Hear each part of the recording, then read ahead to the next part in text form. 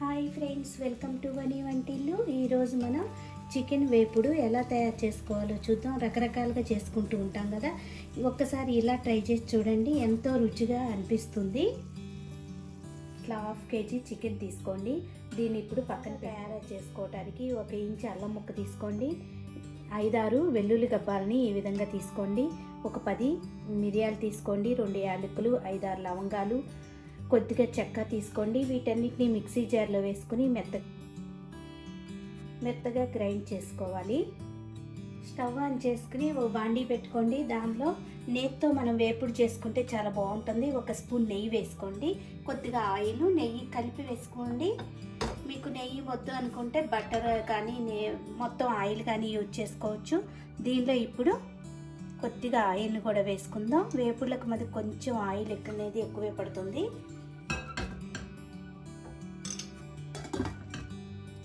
ఇలా ఆయిల్ వేడయ్యాక 1/2 tea spoon షాజీరా వేసుకోండి. షాజీరా కొంచెం వేగాక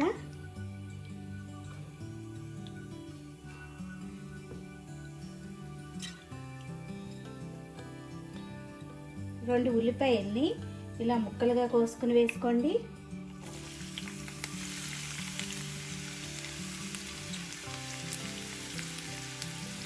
ఈ స్పైస్ని బట్టి పచ్చిమిరపకాయలు వేసుకోండి.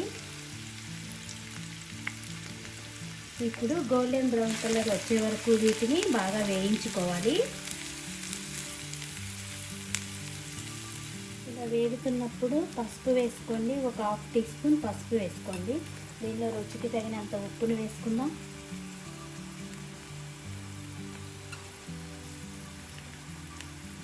ఈ విధంగా వేగాక మనం దంచి పెట్టుకున్న మసాలా అంతా వేసుకోవాలి. ఇప్పుడు ఈ మసాలాను కూడా 1 నిమిషం వేగనివ్వండి.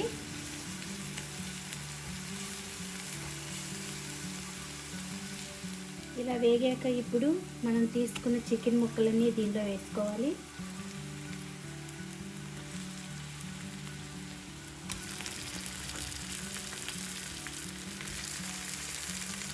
మసాలా అంతా చికెన్కి పట్టేలా కలుపుకుని మూత పెట్టి ఒక 10 నిమిషాలు ఉడికించుకుందాం.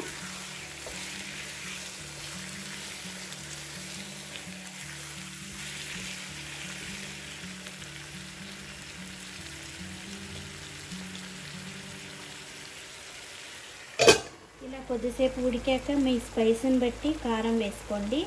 నేను ఇట్లా 2 టీ స్పూన్లు కారం వేస్తున్నాను.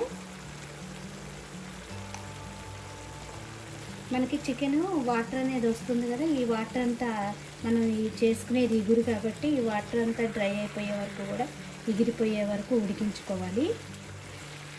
మూత పెట్టకుండా ఉడికించుకుందాం. మూత పెడితే ఇంకెక్కువ వాటర్ వస్తుంది. ఇలా తిప్పుకొని దీన్ని ఇంకాసేపు ఉడికించుకుంటే ఈ వాటర్ అంతా అయిపోయి మనకి చికెన్ డ్రైగా అవుతుంది. వాటర్ అంతా ఎగిరిపోయి మనకి వేపుడు రెడీ అయ్యింది. దీనిలో ఇప్పుడు ధనియాల పొడి వేసుకుందాం. 1 స్పూన్ ధనియాల పొడి వేసుకోండి. దీనిలో అలాగే కొద్దిగా కరివేపాకు వేసుకుందాం. మొత్తం ఒకసారి తిప్పుకుని 1 నిమిషం ఫ్రై చేసుకుంటే మనకి కూర రెడీ అయిపోతుంది. మీరు ఇలా ట్రై చేసి చూడండి. ఎప్పుడు చేసే వేపుడులాగా కాకుండా ఇలా ఒకసారి చూడండి, చాలా టేస్టీగా మీకే అనిపిస్తుంది. ప్రతిసారి ఇలాగే చేసుకుందామా అనిపిస్తుంది, అంత రుచిగా అనిపిస్తుంది. ఇలా ఈ వీడియో మీకు నచ్చినట్టయితే లైక్ చేయండి, షేర్ చేయండి, కామెంట్ చేయండి. మరిన్ని వీడియోల కోసం వని వంటిల్ని సబ్స్క్రైబ్ చేసుకోండి. Thank you for watching.